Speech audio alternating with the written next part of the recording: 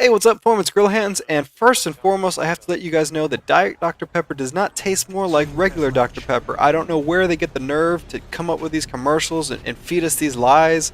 I started drinking some, and I don't know how I feel about it. I mean, I've got anger inside of me. I'm sad. I feel cheated and lied to. And I guess the best thing I can do is to report to you guys and just prevent you from having the same fate as I did. It's just, it's a lie. It's all a lie. And for some reason or another, if I disappear, I stop doing commentaries in the next couple of days because either Pepsi or Coke, I don't actually know which company owns Dr. Pepper. One of them took me away for bad-mouthing their product, but I just don't want you to suffer the same fate that I did. Hey, what's up, guys? I got some Modern Warfare 2 TDM gameplay with the P90 again, and that guy is just hiding in the corner. Same gameplay session, that's why I'm still using the P90.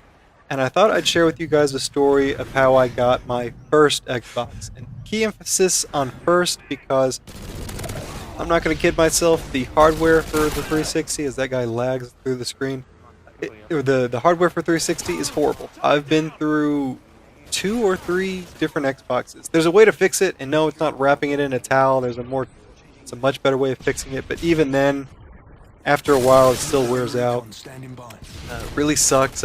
Like I said, I've been through a couple of them already, so I'm going to go through the story of how I got my hands on the first Xbox.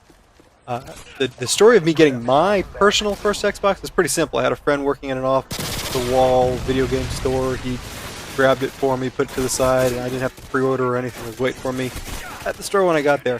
But that's not the first Xbox I got my hands on. I think it was released in November of 2006, 2005. I don't know. I was in college. I think I was a junior in college. Didn't have a whole lot of extra cash on my hands, and a friend came up to me. He's like, "Well, what if I make a little deal with you?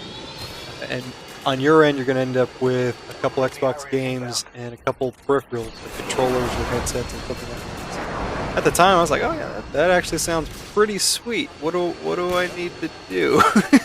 And what he was doing was he was getting a bunch of people to wait in line outside of Best Buy, be the first in line, and wait outside of Best Buy the night before. And Best Buy was only selling one Xbox per person, so he's going to have everybody buy an Xbox. He was going to forward the money or give everybody the money to buy it, and each person was going to buy the Xbox and give it back to him at the end of the day, and he's going to sell it on eBay.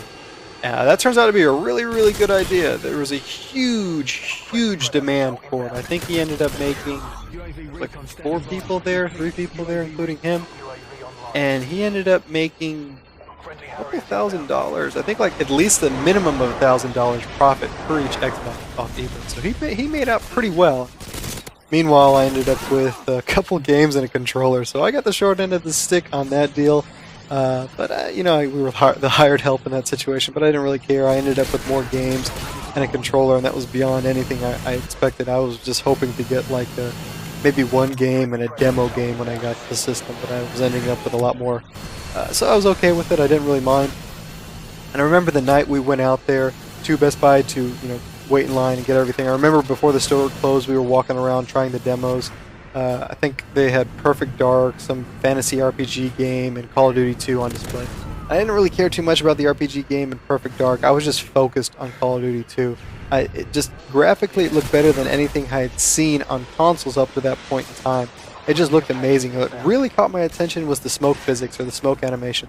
That was just almost photorealistic in my opinion. It was some of the best smoke animations I had seen anyways. And I was really looking forward to playing that game. It was going to be the first game I probably played. In my mind, it was the first game I was going to start playing. And they closed the shop down. Best Buy down, kicked us out. We had to wait on the sidewalk all night. And the only kind of hiccup to the situation was we didn't realize that we were going to have a test for the next day. Me and a couple friends. So we're sitting in this tent. It's raining in a cold November night. It's raining. We're trying to study for a test, and can't get any sleep because sitting outside. And never got any sleep. Finally, the next day came around. We got our Xboxes. You would have thought there'd be like looters or stuff, but people were getting upset, and like that you thought people were going to start swinging. If there was even a hint that someone was not going to get an Xbox, there was going to be a brawl. But we ended up getting everything and giving it to our friend, and he sold it for huge amounts of money. I ended up picking up my Xbox a couple hours later. Took that test, did fine, and popped in Call of Duty 2 the first chance I got, and that was probably one of my favorite first-person single-player campaigns I've ever played. I had a lot of fun with it.